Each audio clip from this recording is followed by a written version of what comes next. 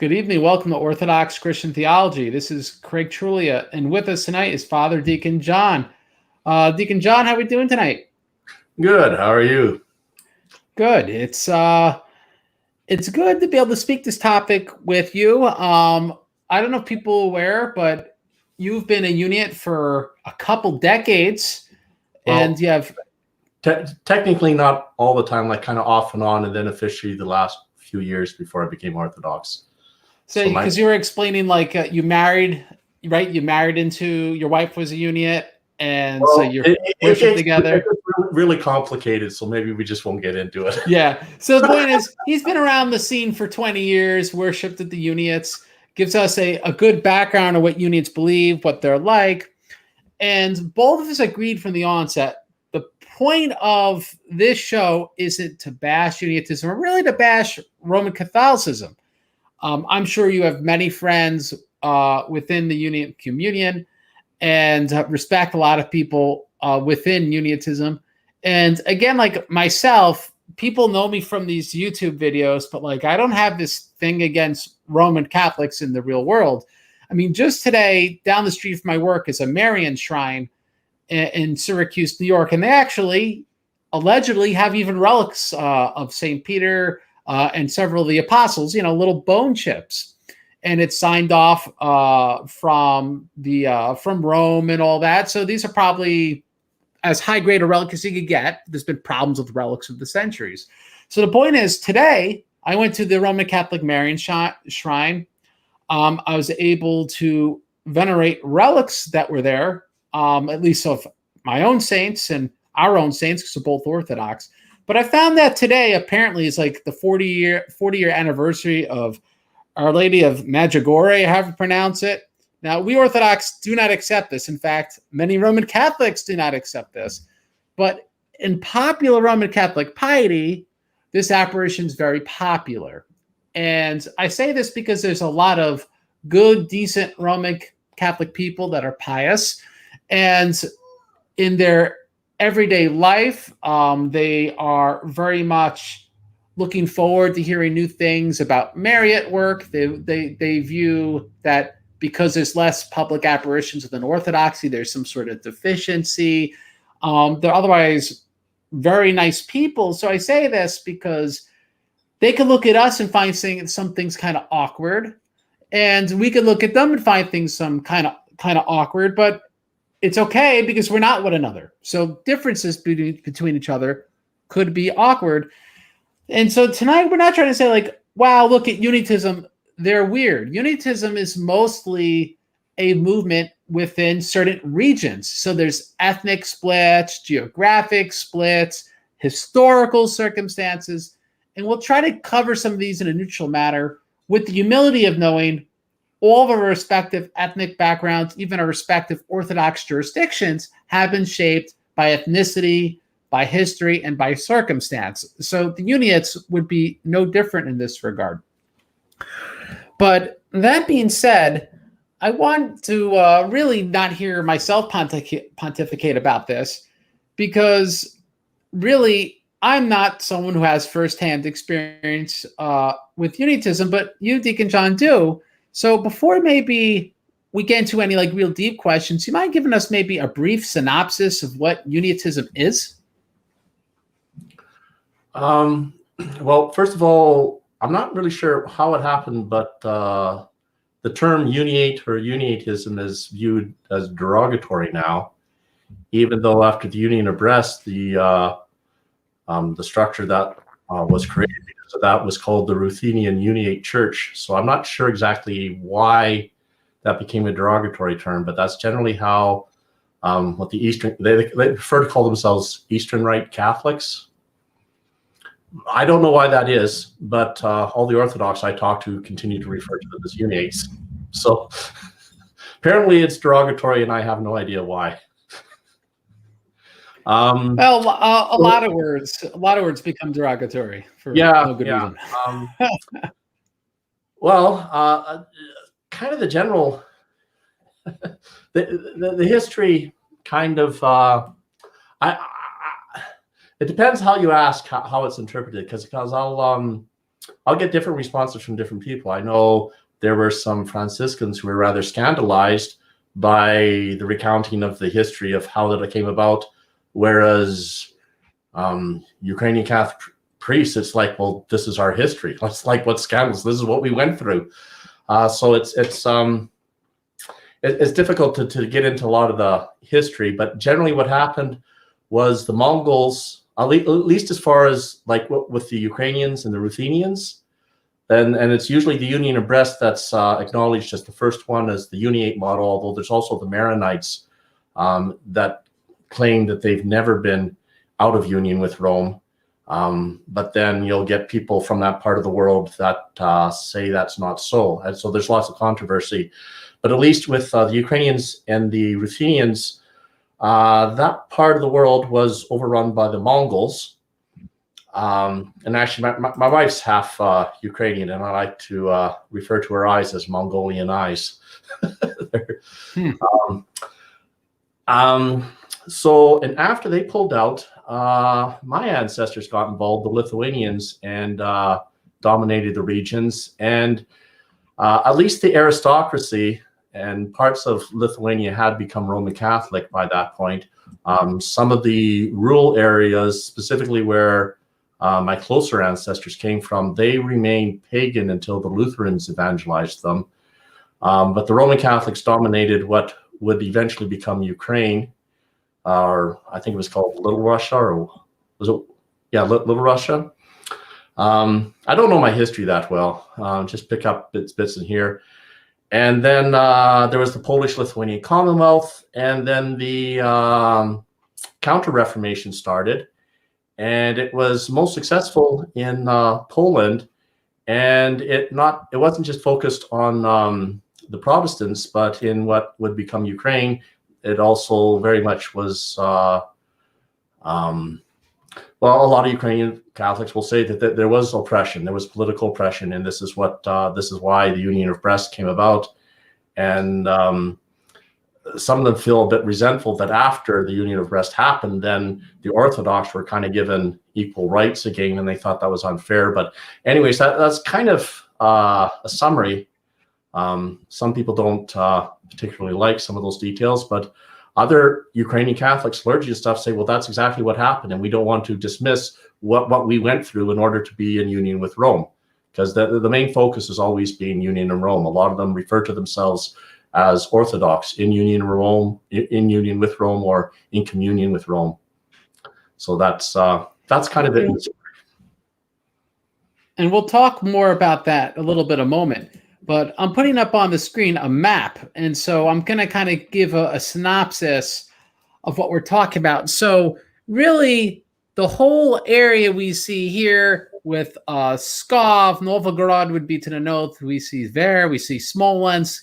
Moscow wouldn't be, I think that's not Moscow, it's somewhere else. Moscow would be more to the east here. Yeah. But I wanted to focus particularly on a river, which would be the Dnieper, all right? And so we see the Dnieper here, the big blue one right here, and it's in the middle of the screen. This is the Black Sea. Yeah. Now, the reason this is relevant is because if we focus on that, and I'm going to unzoom a little bit, we could kind of see the Dnieper to the bottom right, is Lithuania. If you know anything about European geography, it's pretty much near the Baltic Sea, which would be the top left. Lithuania and Poland's pretty much had like this, I don't know if dual monarchy is the right word, but they had intertwined royal families. At some point, Lithuania had ascendancy, and a few centuries later, really, Poland had ascendancy. But why is this relevant? All this at one point past to the west of the Dnieper River was part of Kiev Rus. And really, Ukraine, as we call it today, was really Rus. And the Rurikids, which were a Viking ruling dynasty, they ruled up to Novgorod, which would be north of Pskov, which is the top of the map, and down to Kiev. And of course, Mongols made it all the way to Constantinople. Vikings made it all the way to Constantinople. So all this would have been Slavic, Rus people. And then the Golden Horde came and pretty much kind of split in half this map we see here between north and south. Muscovy was a tributary of the Golden Horde of the Mongols. Pretty much it means they paid money to have some level of independence. Novgorod was very similar in this regard. Kiev was often under Lithuanian domination because of the power vacuum that the Golden Horde introduced. And this power vacuum lasted for centuries and really didn't start reversing itself until after the time of troubles, which is the late 1500s, after Ivan the Terrible died. And for the next 100 or so years into the 1700s, really, Poland at that point continually started losing ground. So why is this relevant? This is relevant because even Poland at one time, Lithuania, all of them were originally evangelized as Slavic Christians, as Orthodox. And as Poland became Latinized, people under Polish domination and Lithuanian domination essentially were crusading and converting Orthodox to Latin Rite. But the further they were from Poland, and I'm going to get closer to like the area that'd be Poland, you can see Warsaw in the middle, the more Latin they were. And the further away, the less they were able to really exert themselves, and that means they maintained greater orthodoxy. So it's really not too complicated for the stereotype this. The further east you go, the more Orthodox, and that's the furthest extent, even past the Donets River. So you're going past Rostov. There's, I think, Rostov. I don't know if it's Rostov on the Don, but at least past Rostov, you even had Polish domination. But that's so far from, again, Lithuania and Poland, they couldn't seriously change the bishops to convert people. But when you go further west, the Kiev, which was under Polish and Lithuanian domination for centuries, they had significant more success. And then further west you go, and you get into Galicia and parts which are even now part of Poland today, which were part of Ukraine at one point. They are Uniate, if not then fully Latinized. And so this is important because people have to understand that for better or for worse, again, if you're Roman Catholic, a lot of this could be for the sake of their salvation, right? Because Roman Catholics at least used to believe that communing the Pope was something necessary for salvation, that these historical circumstances are providential to bring these people into the Roman Catholic Church. Of course, we Orthodox disagree with that.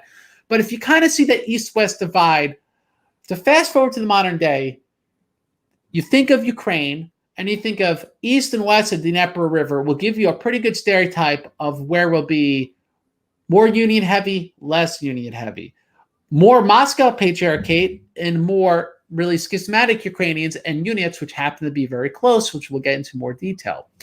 So being that we kind of gave you this broad literal lay of the land, I want to get a little more into kind of the nitty-gritty of Uniatism. And I think maybe this open-ended question might help us start unpacking that with you, Deacon John, because, again, you're the expert. I can read a map, and for the fun of it, I've been reading this for years. It's not me LARPing. This is mine from college. And I got maps of this stuff from college because I took 2 courses of Russian history back in the day. So it's this stuff I've been privy to for a long time. But let me ask you this. Well, actually, I'll say that the way I simplify it is you start in the western part and you say Horilka, and as you go east, you say Gurilka, and you go far enough east, you say vodka. All right, that's a joke that doesn't make sense to these outsiders. Can you explain it to us? There's like a Russian sort of pronunciation of Ukrainian, and then there's the Ukrainian. And oh, there you go. It's been explained to me that Ukrainians can understand both Ukrainian and Russians don't understand Ukrainian. I've heard the same thing about like with the Austrians. The Austrians understand the Germans, but the Germans don't understand the Austrians. So I mean, there's that linguistic. If you go back far enough, they're related, but then there gets the separation and stuff. You know, it's interesting because I've asked the Slovaks. I said, "Well, how about you and the Czechs?" And they go, "Oh, we speak the same, and we are the same." They ask the Czechs, "How about you and the Slovaks?" And they say, "No, we're different." Yeah. And actually, I found out that the word vodka is actually Polish. It's not actually Russian. So, which creates even more confusion. And then the Lithuanians, like the Lithuanians, Latvians, and Estonians, they're not Slavs. They're Baltics. And Lithuania was actually the last so-called Christianized state because it was difficult to invade. So there were a few Christians, supposedly from the evangelization of Cyril and Methodius, but it wasn't until the Teutonic Knights went on crusade, the Northern Crusade, sent on crusade by Pope Celestine III, I believe it was, and that's that's kind of the Christianization of the first Lithuanian king was King Mindaugas, and apparently it was more a political thing, and he basically reverted back to paganism afterwards. That's my understanding. Well, sucks to be him. You can get into all these details. It gets extremely complicated, and then it gets very controversial. But let's start open-ended and maybe we get more laser focused. So let me ask this basic question, because a lot of people, when they start becoming interested in Orthodoxy, are kind of told this siren song. Well, you could have your cake and eat it too. You could be Orthodox, but be in union with the Pope. So you're entitled to have an opinion because you're former Uniate. So let me ask you this. This is your opinion alone. Why can't I be Orthodox and simply have communion with the Pope? Well, I've thought about that a fair bit, because there is a major difference between the Uniates and the Orthodox, and it's that Uniates don't actually know what that is. And that actually is the problem. Because if you come to, say, a Ukrainian Catholic priest and you ask, well, what is it that the Orthodox believe about this? What's different? They don't know. But then if you go to the Orthodox, they will explain it very clearly, as long as they understand their theology. So that's the biggest difference. And to be very honest, from my reflection on it, it goes back basically to the Filioque. And I mean, suddenly we're going back to Pope Adrian and Charlemagne, and looking at that. What was it that caused the initial schism between Rome and the Orthodox world? And that's basically what happens. If you're not in communion with the church, you will lose that connection that happened when they adopted the Filioque, and that has to do with receiving noetic knowledge. So I mean that's always the difference. If you're not in communion with the church, you do not have that connection. And so let me ask this then. You say about the Filioque. There's some degree of misinformation saying, oh, well, Uniates don't have the Filioque in the creed. Can you kind of give us the kind of nitty-gritty of what's the deal with the Filioque within the creed when it pertains to the Uniates?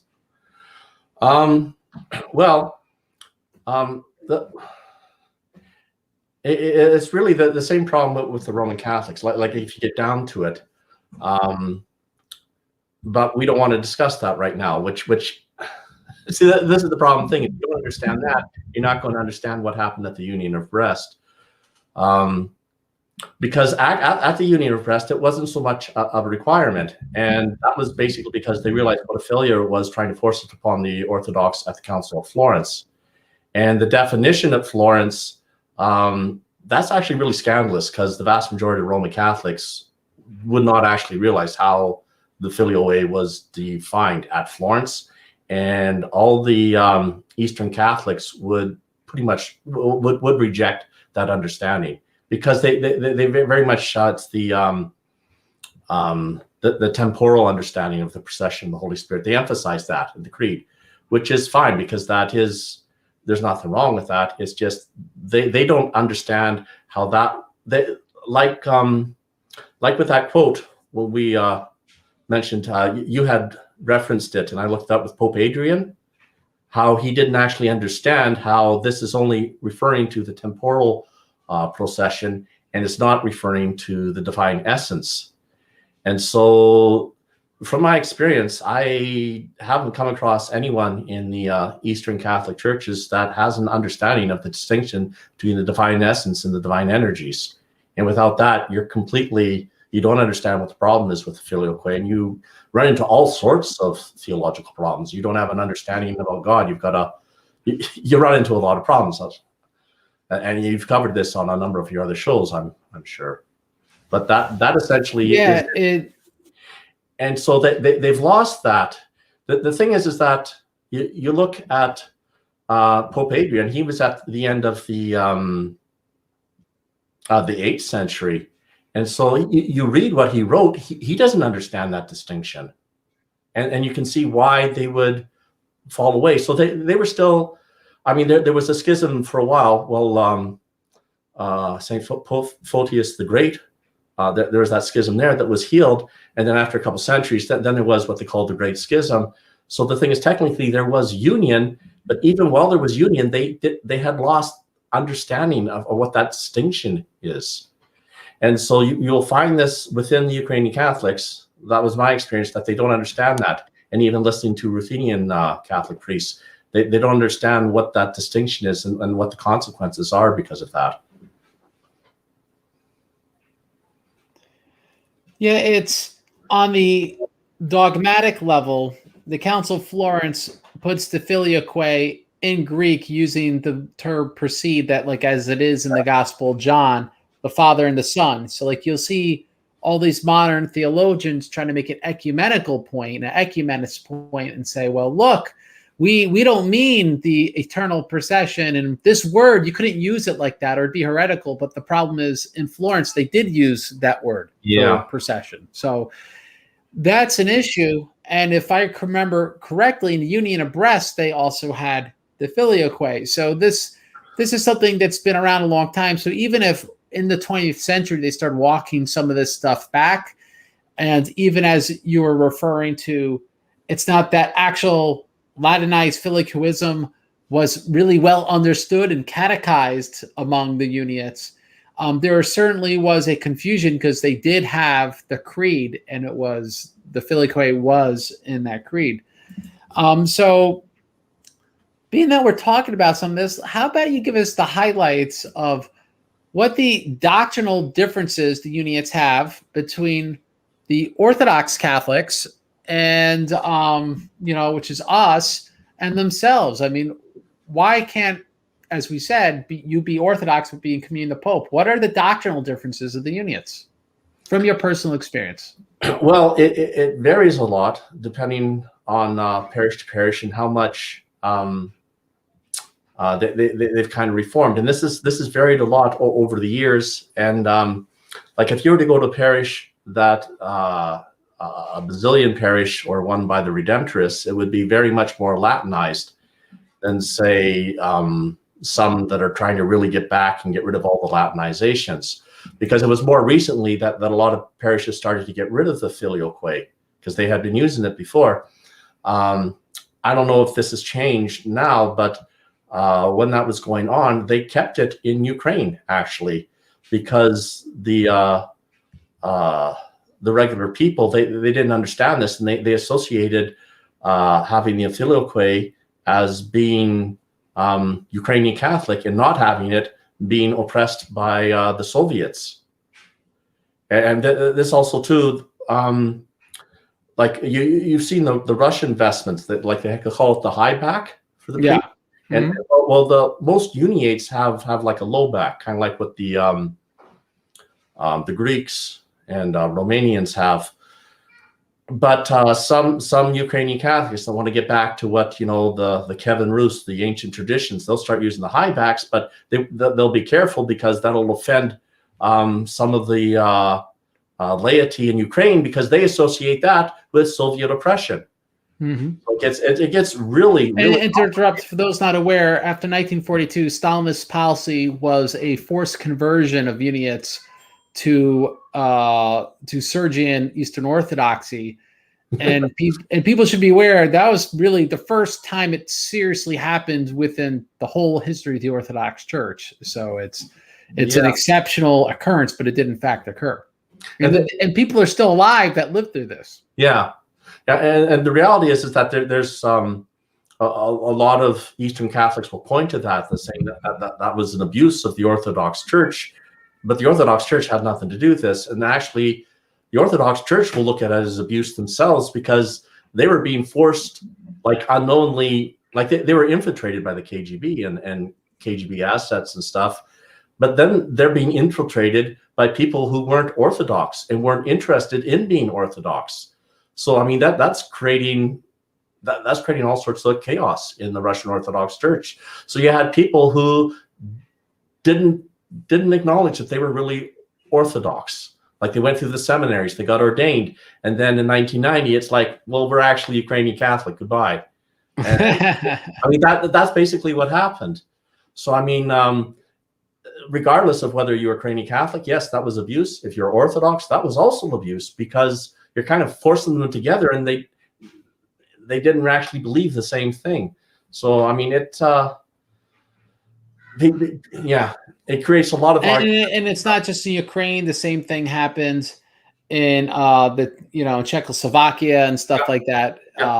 It was a horrible policy, and there's still repercussions today.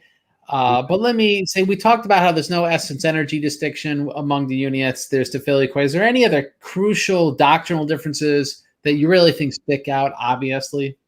Well, they do acknowledge the Immaculate Conception, but that gets hazy, because in the Orthodox liturgy, we refer to Mary being immaculate. Immaculate conceived, It just gets confusing for them because they don't understand how this works. Of course, I'm speaking rather generally. There might be some that have more of an idea. I know my wife would ask me, what is it that Roman Catholics believe about this particular subject? And I finally started to say, I really don't know, because I wasn't a very good Roman Catholic, and I didn't quite believe what they believed. And I don't think I completely understand it. So, I mean, we can't be too generalistic here, because there's lots of variations in how people interpret the various understandings. But that is one thing, is the Immaculate Conception. Of course, that's acknowledged. It might be kind of, they might celebrate it on December 9th rather than December 8th, and actually refer to it as the conception of the Theotokos by Saint Anne. So there's that. Another thing is with indulgence. I just want to point out real quick, that difference of one day is crucial, because within the Orthodox calendar, St. John the Baptist and the Theotokos, their dates of conception, the dates of the births, are 9 months apart, minus or added 1 day. Only Christ is a perfect 9 months. And so the adjustment in the Roman Catholic calendar makes the conception and birth of Theotokos a perfect 9 months. And so we, as Orthodox, don't believe it's coincidental that, even though we believe that Theotokos and St. John the Baptist were sinless and they were cleansed of sin even from being in the womb, we don't believe that their births were immaculate in the sense that Christ was without original sin. Huh. That's something that I've often wondered, and have asked a number of Ukrainian Catholic clergy, and they didn't really know. So I just learned something. Very good. To be honest, I just did it by counting. Oh, okay, yeah. Well, I never bothered to take a look at the conception of Christ and Christmas like that. So I played around with the calendar a fair bit too, trying to figure out what is the significance, but I never came up with that. So it's you're about to talk about indulgences. Well, yeah, that's an interesting thing, because again, this would not so much be the case in, say, a Redemptorist or a Basilian parish, but in a one that's trying to reclaim their more ancient traditions. If there's an indulgence that's been granted by the Pope for some particular thing, the Uniates will say, well, we don't actually believe in purgatory, so we don't actually take part in that. But if you're at a Basilian parish, they might do all of it. So that's this, that's it gets confusing to that. And the problem is that they acknowledge that, and yet they're still in union with people that have different beliefs. So that it's very ecumenical in that respect. And of course, that is the big push, is ecumenism.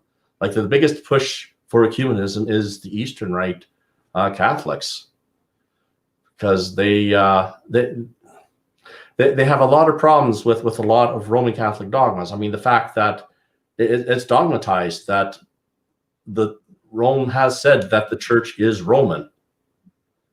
it doesn't make sense historically and stuff, but there are a number of councils where they specify that it is specifically Roman, and that just doesn't work for the Eastern Catholics.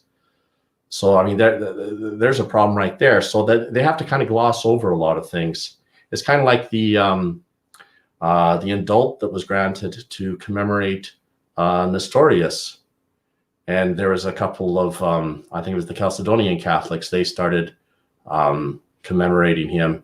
Although they don't say that he's a saint. I don't know quite how that works, but it gets confusing. So there's a lot of confusing things there that just don't quite add up.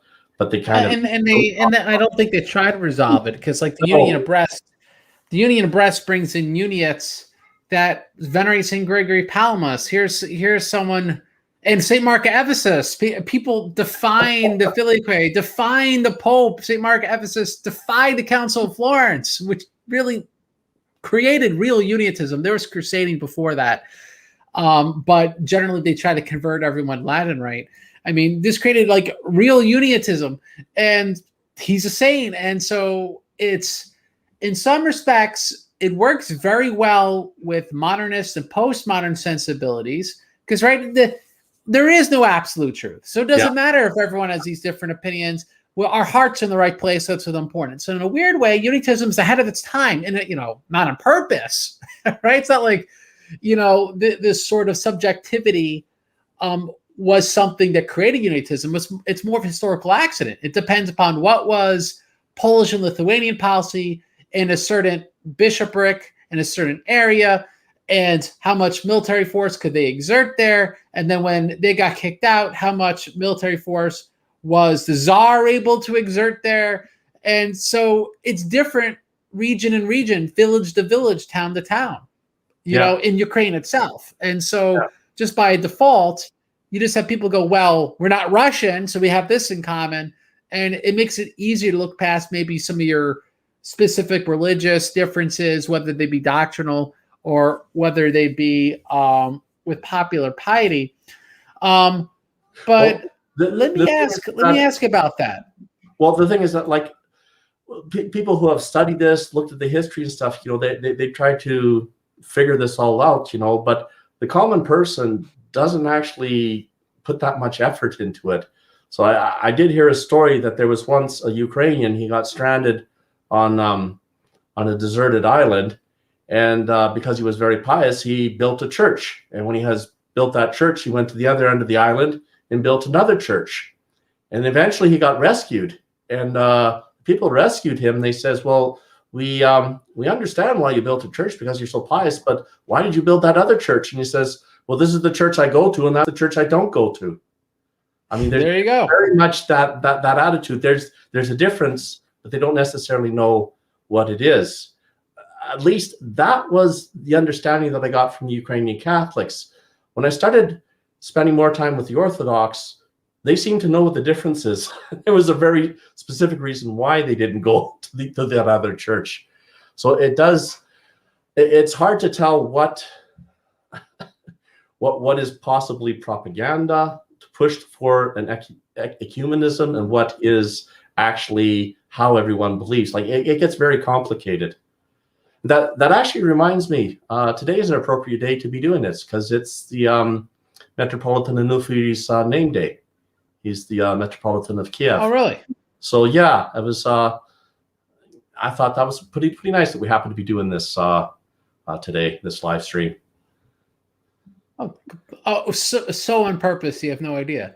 So anyway, so anyway, let me ask you this: what are the differences in popular piety between Uniates and Orthodoxy, maybe even Uniates and Uniates? Like, and we're talking about rosary stuff. How are they into Fatima at all? Just again, you've seen it firsthand. So, what are the differences in popular piety with the Uniates? Well, I'll tell you, if you were to go to a Basilian church, they would be praying the rosary. And a Redemptorist church, they would be praying a rosary. Other parishes, it would vary. How it is in Ukraine, I'm not too sure. But if you come to a parish or a monastic community that's trying to get back to their more ancient roots, they would have no rosary at all. There are some that focusing on the rule of the Theotokos that Saint Seraphim of Sarov prayed, which is similar, but I mean the biggest difference is with the Dominican Rosary, you're focusing on the mysteries and you're using your imagination, where the Orthodox, they don't use the imagination. So that's one of the main differences between the rule of the Theotokos that Saint Seraphim of Sarov prayed and the various rosaries that Roman Catholics have. And just so people aware, we have, like in the Ladder of Divine Ascent, explicit warnings not to use imagination in prayer. We just had a show with Dr. Benjamin Heidgerken on Sunday, which I recommend people watch. It's so, if you understand the content of that show, you'll understand that there's differences that really cannot be bridged with Thomism and Orthodoxy. Now, that doesn't mean Roman Catholics can't dump Thomism and start acquiring Orthodox doctrines, but that's beside the point. And so what I'm getting at is St. Maximus teaches that a lot of our desire to sin and the reason we sin is because of our sensuality.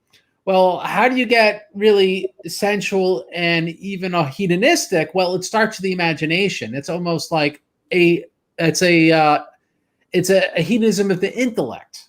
And so imagination is how actually sin and passions entered into the human experience. And so it's sort of bizarre. If you understand Orthodox spirituality, it's sort of bizarre that you would then be in prayer where you're seeking to get closer to God, employing precisely the opposite approach, the approach that led to sin. You wouldn't want to bring to prayer. We're actually trying to, in prayer, inculcate ourselves with the mind of Christ.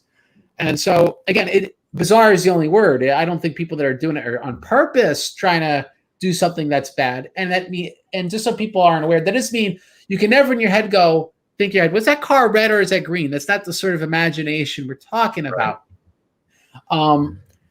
But all that aside, how about iconography for that matter? Music. How's that different between the Uniates and the Orthodox? And is the difference important?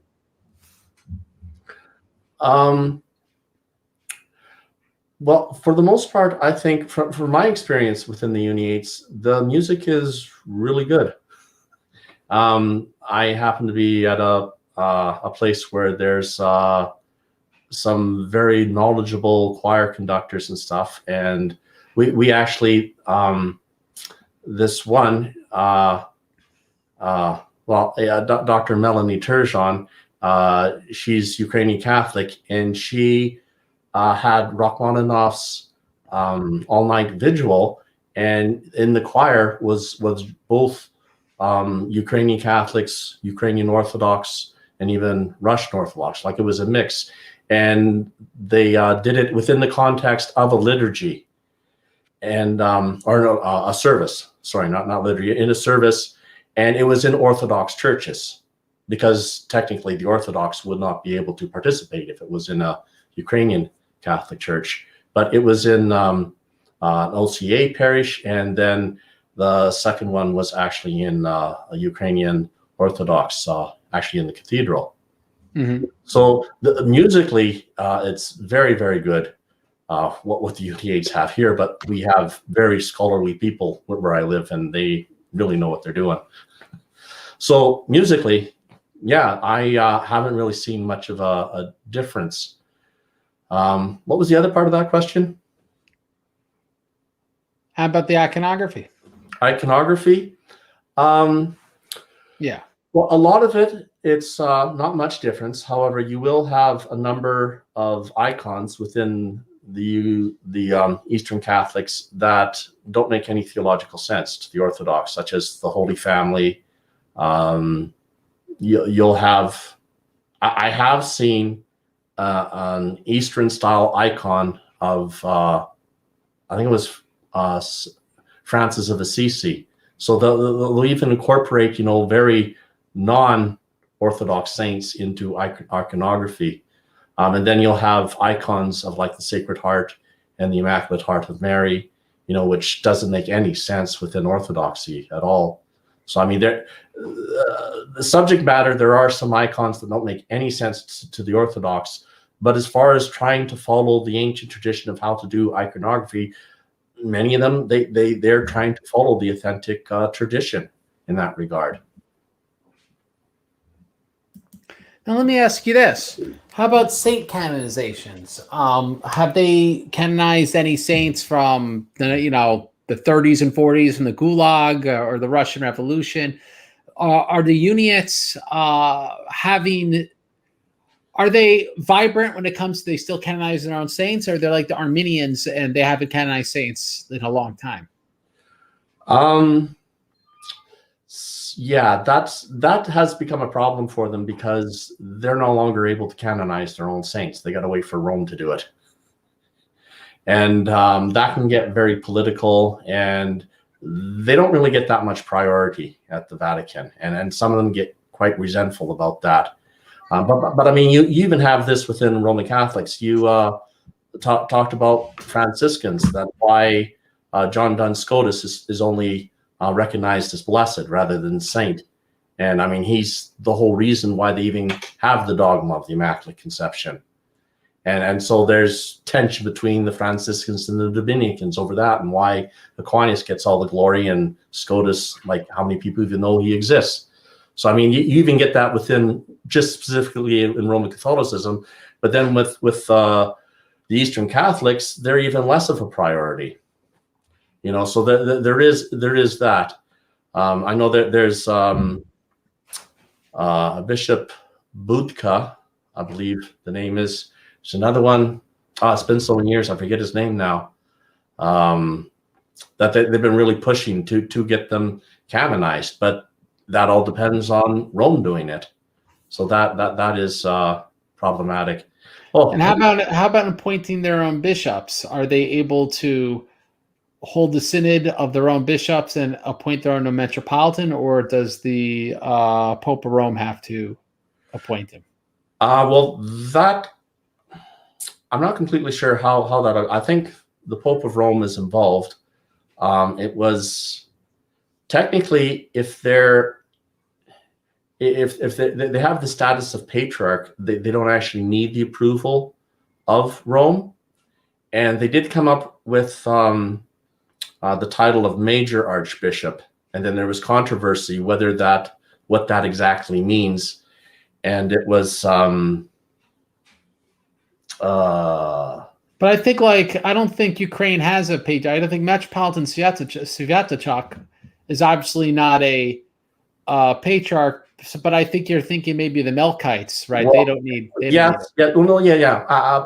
And then like the Syro-Malabar and the Syro-Malakari, like some of them have the title major archbishop. Some of them have patriarch or Catholicos. However, with major archbishop Stanislav, it depends what parish you're in. They may refer to him in the liturgy as major archbishop, but especially in more recent years, there's a lot of parishes that refer to him as patriarch, even though he officially doesn't have that title given to him from the Vatican. It didn't stop that dude in Kiev calling himself patriarch too, right? So yes. you know what I'm talking about. So anyway, yeah. So that being said, let me ask this. Oh, wait. I don't know who I thought of someone. I think you're probably thinking of someone else. Well, I'm thinking of you that are claiming that title.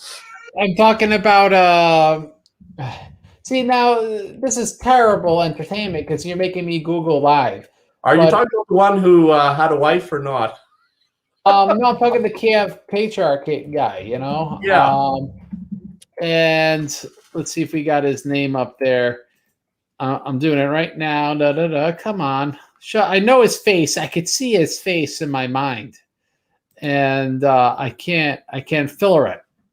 Okay, Filaret. Yeah, I wasn't sure whether you were talking about Filaret or the new one, Epiphany. So anyway, off to the next question, which would be this. In what ways is Uniatism, in your experience, again, you don't know every Uniate in the planet, haven't met every Uniate in the planet.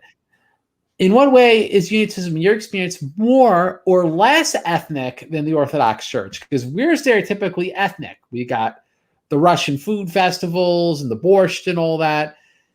Did you get some sort of sense that the Uniates were more church-minded, less ethnic-minded, or vice versa? Again, it would depend on parish to parish, but generally I found them actually more ethnic than the Moscow Patriarchate here in Canada, especially since, like at the cathedral, I obviously use primarily English because I only, so far, I only know a little bit of the liturgy in Slavonic. But the reason we are using Slavonic is because there's so many more recent immigrants, and they're not all from Russia. They're from many former Soviet bloc countries. Like even when the Georgians came here, there was no Georgian parish, so they were coming here. So the common language is Russian, but you're not going to have strictly Russian traditions because you have people from all over the place, and primarily the people that built this community were all Ukrainian.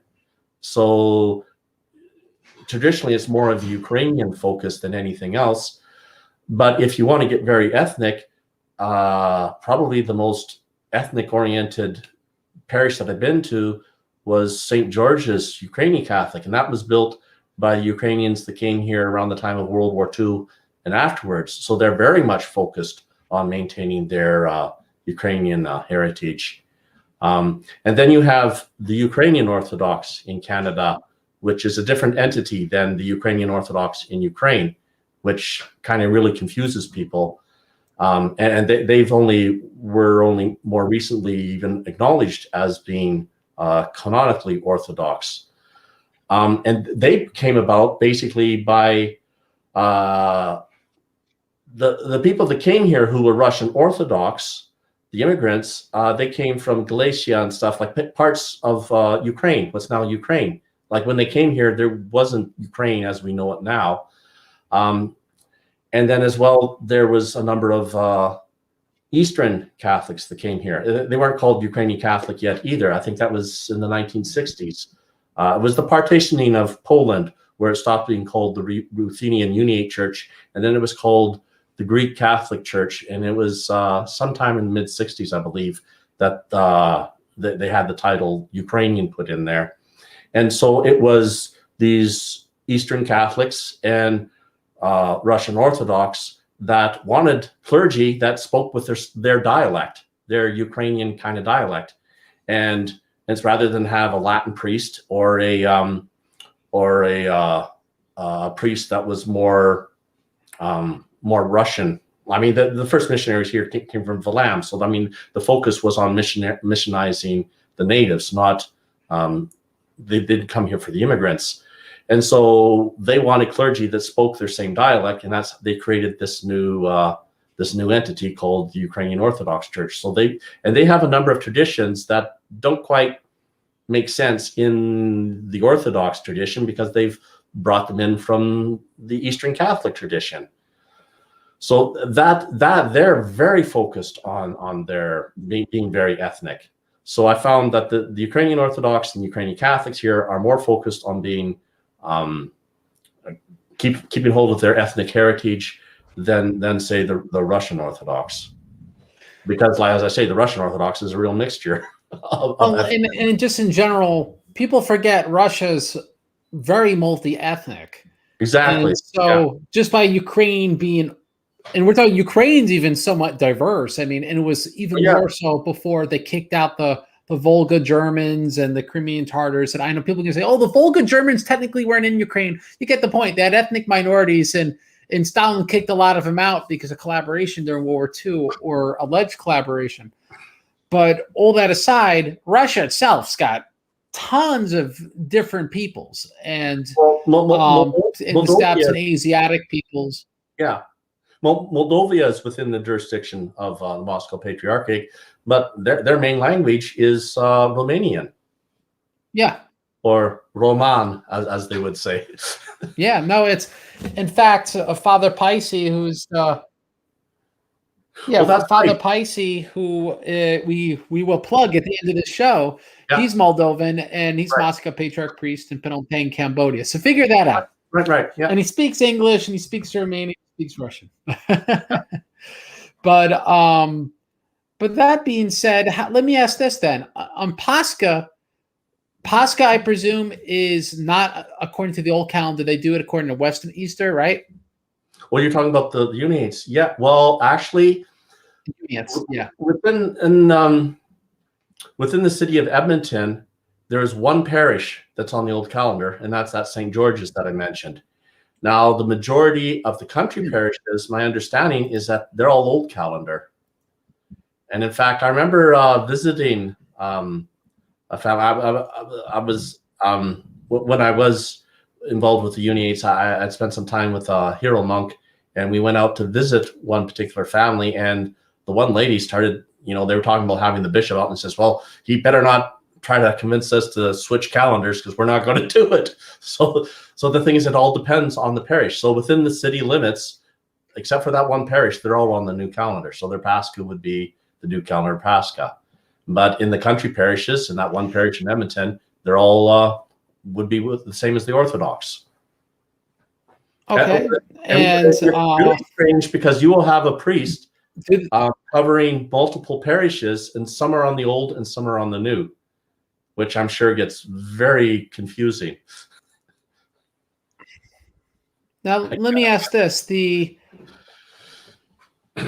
In Orthodox Church, they'll read the gospel in different languages, generally as long as they have different speakers. And when you watch a liturgy in Moscow, it's awesome how many languages they have. But even when I was in Herkimer, New York, there's an OCA parish about 15 minutes from Jordanville, Holy Trinity Monastery, they read it in Bulgarian, in German, in Russian, in Cambodian, and obviously in English, and Slavonic. So that's already 6 languages. So you could even go to the local kind of not so spectacular Orthodox parish, and they will try to incorporate other languages when it's Pascha, and it's a way of preaching the gospel to all peoples in a way. Is there any sort of sense of that within Uniatism? Have you seen that there? Because I've seen that in Orthodox churches. No, I haven't seen that at all. And in fact, before the Second Vatican Council, do they sometimes do Ukrainian and Russian, or is it? No. It now it's pretty much all Ukrainian, except those that are really trying to get back to the more ancient traditions. Then they focus on being Slavonic. But and actually, my understanding is that them using Ukrainian, like the reason I'm focusing on Ukrainian is because that's what I know about. That's been my experience. I don't believe we even have any Ruthenian parishes here, and I only visited a few of the others, like the Maronites, and there was another one I can't remember that I visited once. So primarily the focus here is Ukrainian. So before the Second Vatican Council, they had to use Church Slavonic because that was the one that was approved by the Pope, because Cyril Methodius went down there because they had problems with the Frankish missionaries. And this is how they resolved the issues. They had the Pope of Rome on their side, so the Franks had to leave them alone. And so because the language was approved by the Pope, therefore that was the liturgical language that they were allowed to use. They couldn't use Ukrainian. And an interesting thing is, I know a priest who was the priestly fraternity of St. Peter. He specifically learned Slavonic, so he said the Tridentine Mass in Slavonic because their focus is the only 3 languages you can have in liturgy are Latin, Greek, and Slavonic. None others have been approved by the Pope, so you're not allowed to use any other languages. So he actually learned Slavonic so that he could specifically do the Tridentine Mass in Slavonic, which is really interesting. Now, let me ask. Well, I forgot the question I was going to ask, but I'm going to go to the next one then, which would be this. Let's talk about something positive, right? You talked about a hero monk. You don't want to change the calendar. He sounds like a godly guy. So what are some of the best things about being a Uniate, and maybe some aspects the best Uniates you know? I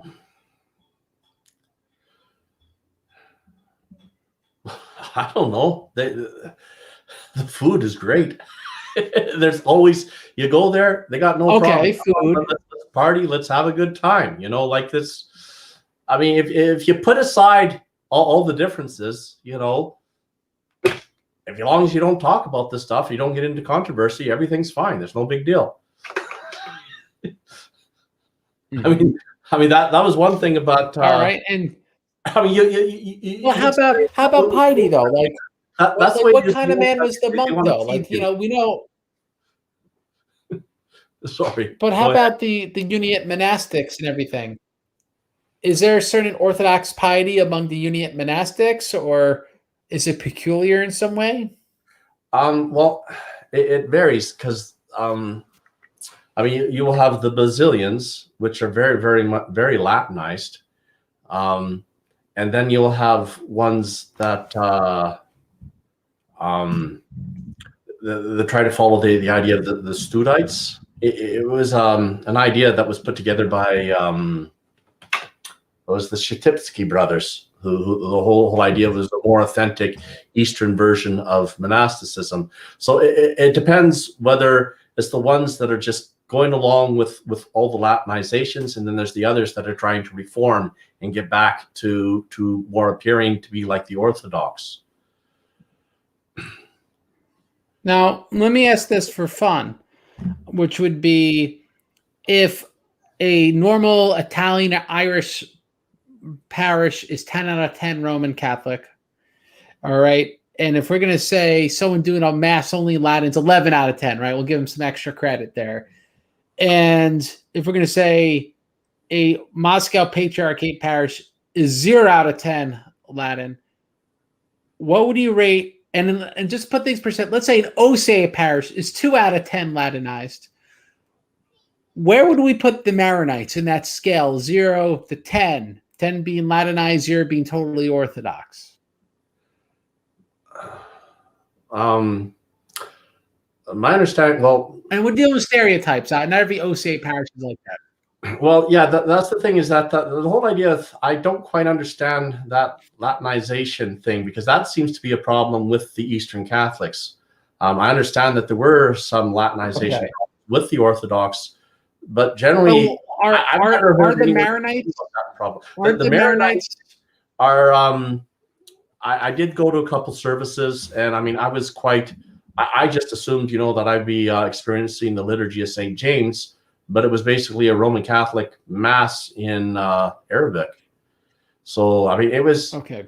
Yeah, I mean, it was strange. But then I heard other people say, "Well, that you had a bad experience. Like that wasn't the right way." Like it's really confusing. I really can't answer that because I don't have that much experience. And so. Let me see. I've never been to a Uniate service, and to be honest, I'd be legitimately intrigued because I just find all this historical stuff intriguing. And so, if I, as an Orthodox Christian, walked into a Uniate service, would I feel at home, or would it be somewhat awkward? It would depend where you went.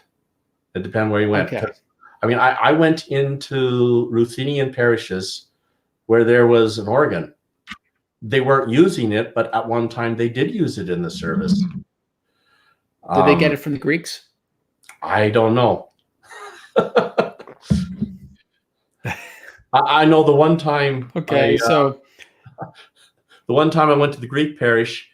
This is before I was ordained, and afterwards, we go for coffee where everyone gets a shot of Metaxa and then their coffee. And I kind of make a beeline for the least Greek-looking person there, and she was Russian, and her fiance was Greek. And then they eventually started going to the OCA parish. That was like the where things meet. It wasn't Greek and it wasn't Russian. Well, and let me ask this, and just so the audience knows, you have questions. Your last opportunity to ask questions. Do Uniates ever kind of meander? Like, are they like Melkites where they'll meander between churches? Do Uniates ever marry into the Orthodox and become Orthodox and vice versa? Or are they less like the Melkites and the Ukrainian Uniates are more rigid? They will not leave Uniatism and they'll not dabble with Orthodoxy. Well, from what I've experienced, the Uniates don't understand. They personally think they're the same as the Orthodox, and they don't understand what the differences are. So they would see no problem in that. The thing is that that kind of became evident that wasn't completely true when I became Orthodox, because then suddenly that was a problem. But before I became Orthodox, generally it's like there's no difference between us and the Orthodox. But when I became Orthodox, then it was evident that there was a very serious difference, but they couldn't really describe what that difference was. Well, how about you describe that for us now? Well, I actually kind of mentioned it a few times, and it had to do with the filioque and all that, specifically for me, that I saw that it's an intellectual thing. The whole idea is that it's the mind, the human intellect trying to figure everything out, rather than focusing on noetic knowledge, divine revelation. That is the main difference. I mean, it's the same difference between Roman Catholics and the Orthodox. It's the exact that is the underlying difference between the Orthodox and everybody else in the entire world. That is the difference. And I mean, even the way that passage, Matthew 16, is interpreted, with "Blessed are you, Simon Bar-Jonah, for flesh and blood has not revealed this to you, but my Father in heaven." That's the key there. That's the rock. It's the faith, the rock faith of Peter. It's being received through the Holy Spirit. It's not an intellectual process. And that is the key difference. That is the key difference between Orthodoxy and everything else. And that is the problem with the filioque, in that you actually don't need to actually believe in the divinity of the Holy Spirit to confess the filioque. Or there's various ways to interpret it. And so really the filioque is ecumenical, because you're allowed to commune when you don't actually believe in real Trinitarian theology, because you can actually profess the filioque without understanding the Trinity. You can actually deny the divinity of the Holy Spirit and still commune with the filioque. And that is the problem with the filioque. So the filioque is actually ecumenical. Now, it sounds like this started with me asking what's the best thing about Uniatism, and you said the food. Are there any particularly pious people, like, for example, when I was a Protestant, very nice Protestants, but when you become Orthodox, you find people of a spiritual plane way above what you ever found as a Protestant. So my question would be, are there Uniates at that high level spiritual plane, or they're like a step below? Or, and again, your just general sense of it. Are there really pious Uniates, Uniate monks, Uniate bishops? Yeah, absolutely. Absolutely. In fact, like I can't remember whether we were live at this time or not, but when I mentioned that at one time, when my wife was going to Ukrainian Catholic Church and I was still Roman Catholic, and I was taking our children to Sunday Mass, and I'd be taking to her to the Divine Liturgy in the evening, I joked that I'd go to church every day and twice on Sunday.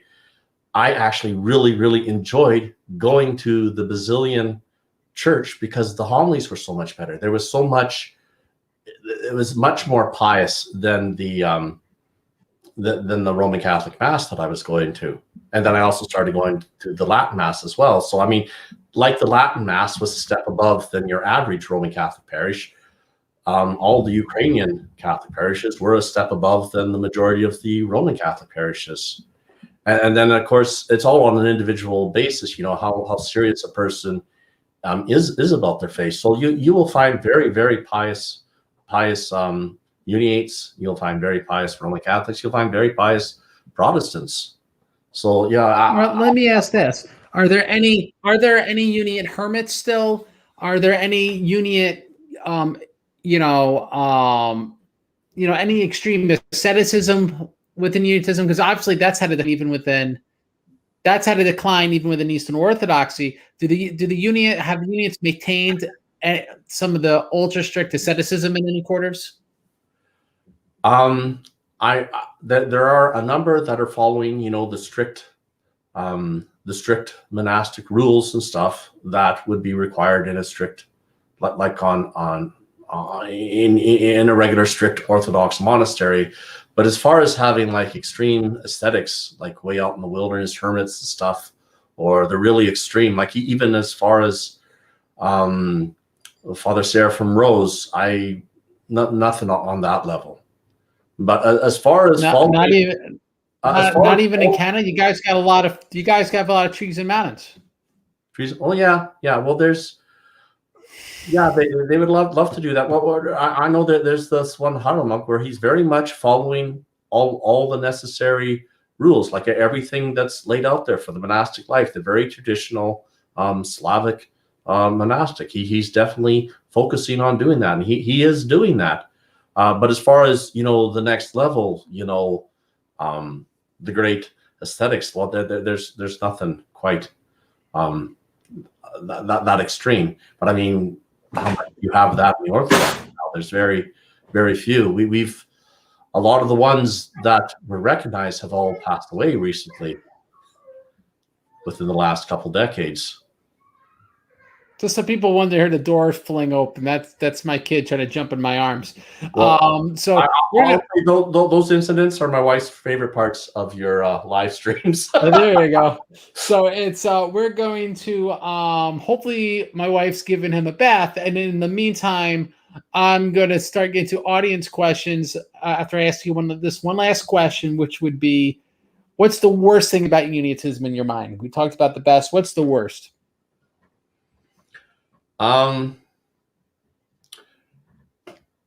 Well, I would say that I actually mentioned it already, that they claim that they are the same as the Orthodox, but when it comes down to it, they have no explanation for why they can't explain what the differences are between them. Like, why do the Orthodox believe this? They can't say that.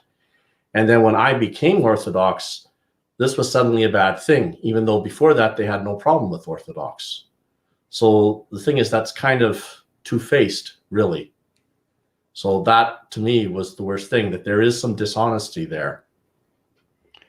Now, if people go to orthochristian.com, I just think people should be aware that there's, to this day, a lot of ethnic strife, and it's not strictly Uniates. Uniates also includes people that are now in communion with the Patriarchate of Constantinople.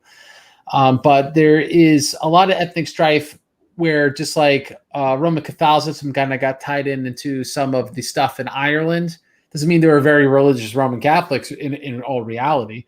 The same is true of Uniatism in Ukraine. And so for people you need to have at least some idea of that to understand, well, yes, the Waffen SS had Uniate, chaplains and stuff like that. And it doesn't mean they were peculiar in that regard, and that in every way which they capitulated to these things. But it's something someone to be aware of, because again, that East-West divide within Ukraine, and in many respects, it helps you kind of figure out, this is why get along with people in another part of Ukraine, and there's those ethnic differences that you're referring to, that they want only things in Ukrainian, yeah, and things to that effect. So anyway, let's do some audience questions. And Zebby asked, and we'll try to keep the answers to 40 words or less. What kind of interactions are there between the different Uniate churches themselves? Do they have any interaction, Deacon John? There was, let's see, I forget which community it was that was getting established here. They were using the facilities of the Ukrainian Catholic Church. I haven't really seen much between the Maronites and the Ukrainian Catholics, but between the Maronites and the Roman Catholics, there's lots of interaction. There was the Catholicos of, I always get the two mixed up. There's the Syro-Malabar and the Syro-Malakari. I believe he was the Catholicos of the Syro, I can't remember. One of them. I have to look it up each time. I always mix them up. So I apologize to everyone in India. It's kind of like mixing up your right hand and your left hand. You better apologize to India. They're good people. They are. my wife gets very mad about this whole thing with these people phoning saying they're Microsoft support or whatever. She's saying because we have friends from India, and says that's horrible. It's like they're going to make people not like Indians, and they're lovely people. So my wife gets really mad at these con artists. But he came here, and I was quite excited because I wanted to experience this Indian liturgy, and they ended up doing a Roman Catholic Mass in English. That's not fun. Well, that was not fun at all. So I mean, that was that was too bad. You wanted Marliam, or how you pronounce it? Hopefully, yeah. We may have one of those Roman Catholic Uniates on real soon. So keep your eyes peeled to that. We have this question: What is keeping the Melkites and other Eastern Catholics from going back to Orthodoxy? Given how Rome is, why would they want to stay? Father Deacon? I don't know. I don't know. They complain a lot about how they're mistreated by the Vatican. Yet, I don't know. My personal opinion is these are really ethnic and historical allegiances. Yeah, and it's not necessarily even necessarily negative. It's sort of like being born Italian and like I'm just going to be Roman Catholic. It's because I'm Italian. So your clan or your region has been X for so long, it's just hard to imagine yourself not being that. And to the Melkites' credit, they kind of really legitimately have the Patriarchate. Because what happened is when that patriarch became a Roman Catholic heretic by joining the Unia, Constantinople went and appointed a new patriarch, right? It wasn't even like they locally did it. So they kind of took some guy with Ottoman support and sent them there. So you can see how that could kind of feel not so legit. Yeah. And to this day, the Lebanese and the Syrians are kind of split 50-50 because of that. So we have this comment from the Archangel Michael, at least that's what his handle is. I just officially left the Uniate Church. It is in no way similar to true Orthodoxy. It is much Latinized. God finally led me through his grace to Rocor. So that's a great news. We have this from Alexandria Union. Pray for us, St. Alexis Toth, former Hindu, Protestant, Roman Catholic here, never considering Uniate path after vomiting out France. Lord have mercy on me. So Alexandria seems to have been around the block a few times when it comes to the faith traditions. What's interesting with St. Alexander Toth is that there's a lot of Eastern Catholics who admire him and venerate him, even commemorate him, because it's the idea that he was a lot of Eastern Catholics feel, well, they were oppressed and Latinized, and they resent that, and they're trying to fight to get their authentic tradition. So even though he ended up becoming Orthodox, they still admire what he did. I mean, that's why they have no problem with St. Photius the Great or Mark of Ephesus. It's because it's like, well, they were right. The Eastern Catholics will say they were right. Yeah, it's on most issues. There will be some issues which they would rather avoid altogether, but more or less they're saying with their advice that they were being abused by Rome. Yeah, in the capital region when I lived there, and that's where my wife and I became Orthodox. Capital region is like Albany, New York. There's a Uniate church it's not Watervliet, it's the town across from it. I can't remember. Is it still Watervliet? Well, point being is, you talk to the local Uniate priest there, and he's asked, well, if you want to be Roman Catholic or Orthodox, what would you be? And he said, Orthodox. We're not Roman Catholics, but you're communion Pope. He's like, no, we're not really. So like, there could be this popular imagination that it's like, we're just aligned this way. We've been like this for a long time. And that's why I show people the maps. In some areas, this goes to Lithuania filling in after the Golden Horde came in 1239 to 1242. Yeah. This 800 years. So it's, in some respects, sometimes it's incredible to think that there's, at this point, any sort of semblance of Eastern spirituality. And that, I think, shows God's grace that a lot of people haven't been totally Latinized at this point. And I think people forget Latinization is fairly late in history of a lot of peoples. I mean, Southern Italy, We're talking about in the 1800s, right? And it's Italy, right? And you were talking about late 1800s. And to this day, there's still one Italo-Greek monastery. There's only 3 monks left, but it still exists today. So that's what people have to realize, that the faith originally, well, it is Orthodox. It was everywhere else Orthodox. And it takes a long time for the true faith to die, especially where people are faithful. And and so Latinization is not as widespread in every corner as some people popularly imagine. Right. So, well, I know one example is Saint Maxim Sandovich. The thing is, his family they were all Uniates, and it wasn't until he went to the Basilian Seminary that he really saw what the difference was, and then he went to Pachaev and became Orthodox. But the thing is that the simple village life, you know, you were either Orthodox or you were Uniate, depending upon which army was in control of your land. And it really didn't matter to the simple people. It didn't matter at all. The parish that I'm actually attached to was originally a Ukrainian Catholic parish. Well, I guess originally, I mean, it wasn't called Ukrainian Catholic. It was Greek Catholic originally. And they realized, well, we're no longer under the Austro-Hungarian Empire, so why don't we go back to our original faith? And so they merged with a parish of the Moscow Patriarchate that was just down the road. And since they had the bigger building, that's where they all started going to church. So, I mean, a lot of it's very political, and a lot of the simple people that don't understand what the differences are, it's like that guy on the island with 2 churches. It's like, well, this is the one I go to, and that's the one I don't go to. That's basically how they know the difference.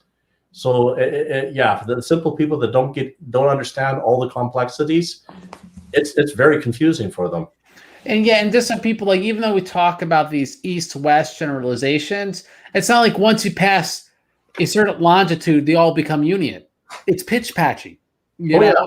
And so there's Orthodox, there's Uniates. You get that when you get into the Carpathian Mountains, when you're not even parts of Ukraine, parts of, you know, which would have been Romania back then, and I forget, Hungary and stuff like that.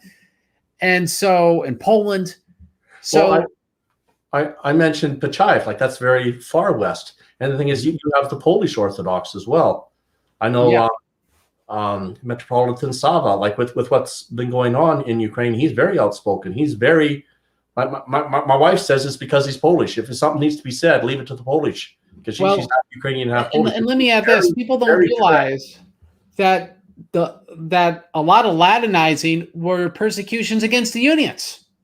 Yeah, you know, and this often drove the Uniates into the arms of the Orthodox. So, like, a kind of meme history is that in the Eparchy of Kelm, it was an Orthodox crusade, and they forced all these Poles to become Orthodox.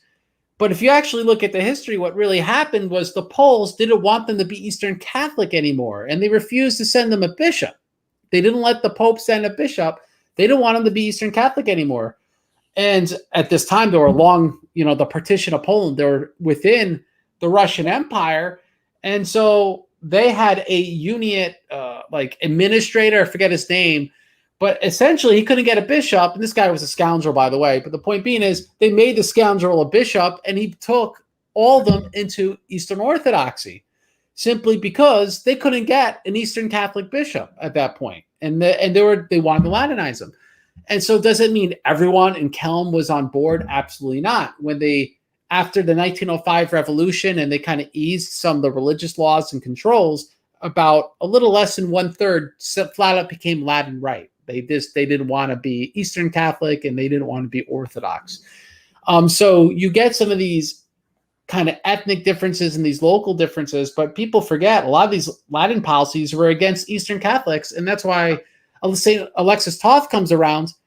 He brought Uniates en masse into the Orthodox Church because, like, they didn't recognize the fact that he was married and stuff like that. They go, wait, this yesterday's news, and you know, there was a lot of division within the Roman Catholic Church at this time, and a lot of these political decisions were made by who was the king of Poland. No, there's no more king of Poland, so now what you do, and all these different issues.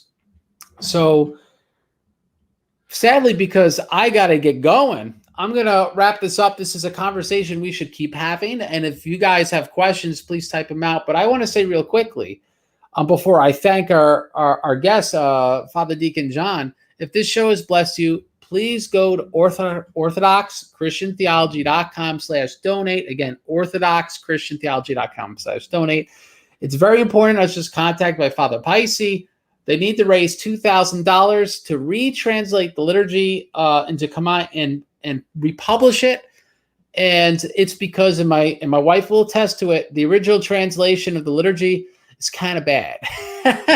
It wasn't done by Khmer speakers. I think it was done by Russians in Petrograd that learned Khmer. And she said it's hard to understand. So please bless the Cambodian people. They're looking for donations of $100 or more, but quite frankly, you have $1, $5, every little bit counts. And I had to talk Father Paisi out of saying, we'll send a liturgical book from Cambodia to everyone that donates more than $100. And I said, Father, if you're going to mail those from Cambodia, it's going to cost like $100 to send the guy the book.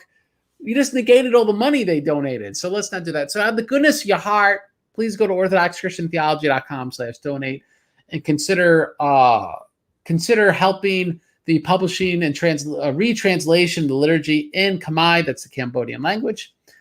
And lastly, it doesn't have to be that. Please pray for me and pray for Deacon John. Take some time to pray for us.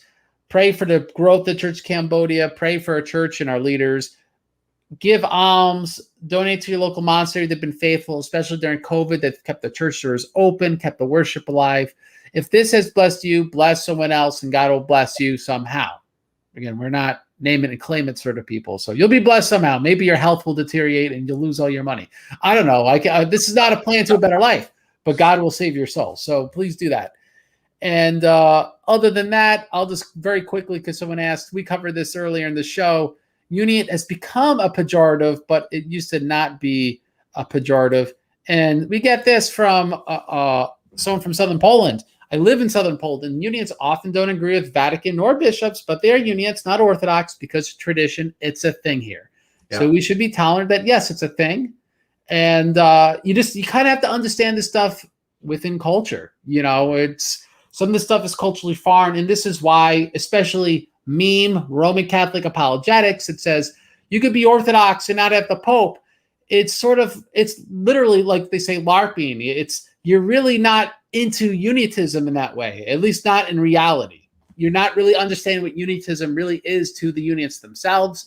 So hopefully this show has helped people kind of start wrapping their minds around it.